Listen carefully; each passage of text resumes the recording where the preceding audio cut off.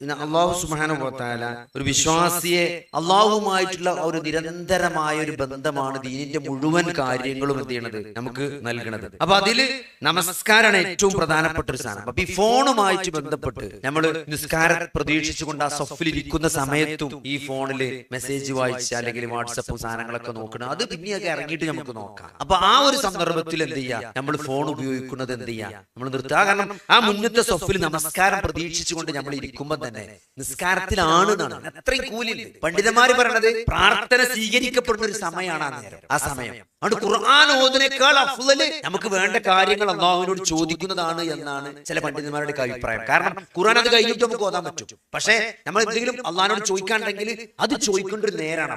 അപ്പൊ ആ സമയത്ത് നമ്മൾ അലക്ഷ്യമായി ഫോൺ സ്ക്രോൾ ചെയ്തുകൊണ്ടിരിക്കുന്ന ആളുകളെ കാണാൻ പറ്റും.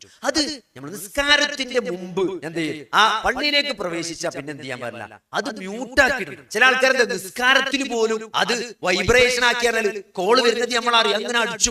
അപ്പൊ നമ്മൾ വിചാരിച്ചു ആരൊക്കെ വിളിച്ചത്, പെണ്ണുങ്ങളാണോ, എന്തെങ്കിലും മറന്നോ, പഞ്ചാര. ഇപ്പൊ ഈ ഇശാ നിസ്കരിക്കാൻ നിൽക്കുകയാണെങ്കിൽ ഈ പഞ്ചാര വാങ്ങാണ്ടാവോ അല്ലെ, അല്ലെങ്കിൽ അതാലോചിക്കണം. ഇതിവിടെ വൈബ്രേറ്റ് ചെയ്യുമ്പോ ചില ആൾക്കാർ നോക്കുക കീസിക്ക് ആരാ ഫോൺ അടിക്കണത്, കീസിങ്ങ നോക്കുക, ഇങ്ങനെ ഫോൺ നോക്കുക ആരാ അടിച്ചത് നിസ്കാരത്തിൽ. അപ്പൊ എന്തുകൊണ്ടാണ് ഇത് അടിച്ചത് നമ്മൾ അറിയണോണ്ടാണ്. അപ്പൊ ഇത് പറ്റ സൈലന്റ് ആക്കുക, വൈബ്രേറ്റ് ഫോൺ പറ്റിങ്ങൾ ഫ്ലൈറ്റ് മോഡിൽ ഇട്ടത്. കാരണം നിസ്കാരം അത്രയും പ്രധാനപ്പെട്ടതാണ്. അള്ളാഹുമായിട്ടുള്ള നിസ്കാരത്തെ സീരിയസ് ആയിട്ട് ഒരു വിശ്വാസി കാണാൻ നമ്മളെ ഏറ്റവും വലിയ പരാജയം എന്താ പറയുക, നിസ്കാരത്തെ നമ്മൾ ഇമ്പോർട്ടൻസ് കൊടുക്കാത്തതാണ്. നിസ്കാരം എന്ന് പറഞ്ഞാല്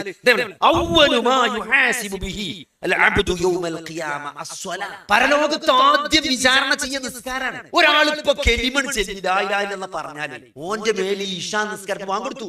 ഇശാ നിസ്കാരം നിർബന്ധാണ്. നിസ്കരിക്കാൻ അറിയില്ലെങ്കിലും പഠിച്ചിട്ടില്ലെങ്കിലും ഓൻ എങ്ങനെങ്കിലും നിസ്കരിച്ചേ പറ്റൂ. സുബൈന്റെ മുമ്പ് നിസ്കരിച്ച ഫാത്തിഹ അറിയില്ലെങ്കിൽ കൈയ്യട്ടി അല്ലാഹ് എന്ന് പറഞ്ഞ് നിസ്കരിക്കണം. നിസ്കാരം ഒഴിവാക്കാൻ പറ്റൂല, അത്രയും നിർബന്ധമായ സാധനമാണ് നിസ്കാരം എന്ന് പറഞ്ഞാൽ. അത് നിങ്ങൾ ആലോചിക്കുക, നിസ്കാരത്തിന് കളല്ല. എത്രയോ രോഗികളെ നമ്മൾ ഈ സർജറിക്ക് ചെയ്യുമ്പോൾ വളരെ ലാഘവത്തോടെ എന്താ ഡോക്ടർ ഈ തുന്നൊക്കെ ഒന്ന് വേടത്തേരി. അപ്പൊ എന്തേ, ഞാൻ ഒരാഴ്ച നിസ്കരിച്ചിട്ടില്ല, ഈ തുന്നെടുത്ത് കുളിച്ചിട്ട് മാത്രം നിസ്കരിച്ച. ചില ആൾക്കാർ മൂത്രത്തിന്റെ ട്യൂബ് ഇട്ടാ പിന്നെ നിസ്കരിച്ചല്ല, ആ ട്യൂബ് ഊരിയിട്ട് നിസ്കരിച്ചു. ഓപ്പറേഷൻ കഴിഞ്ഞ് ആ ഡ്രസ്സിംഗ് ചോരണ്ട് നിസ്കരിച്ചില്ല. അങ്ങനെ നിസ്കാരം എന്ന കളാന്ന് പറഞ്ഞ പരിപാടിയില്ല. അത് ഉറങ്ങിയോനും മറന്നോനേ ഉള്ളൂ. ഉറങ്ങിയാക്കും മറന്നാക്കും മാത്രമേ കളാവുള്ളൂ. നിങ്ങൾ ബോധപൂർവം ഈ ലോകത്ത് ജീവിച്ചിരിപ്പുണ്ടോ, നിങ്ങൾക്ക് ബോധമുണ്ടോ, നിങ്ങൾക്ക് നമസ്കാരം നിർബന്ധമാണ്.